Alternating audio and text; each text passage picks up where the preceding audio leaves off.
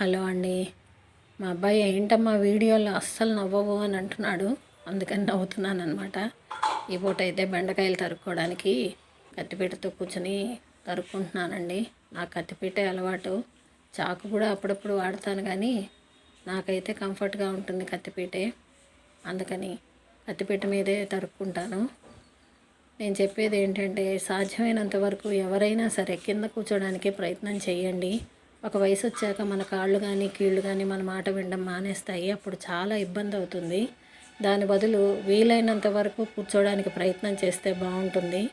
ఇప్పుడు పిల్లలు కింద కూర్చోవాలి అని అంటే ఏదో నామోషి కింద ఫీల్ అవుతున్నారు. డైనింగ్ టేబుళ్ళు, సోఫాలు, కుర్చీలు బాగా అలవాటైపోయాయి. ఎక్కడ చూసినా కంఫర్ట్ కోసమే చూసుకుంటున్నారు, కానీ భవిష్యత్తులో ఏమవుతుంది అన్నది అర్థం కావట్లేదు. మనమే పెద్దలమై పిల్లలకి నేర్పించాలి కనుక సాధ్యమైనంత వరకు కింద కూర్చోడానికి ప్రయత్నం చేయి.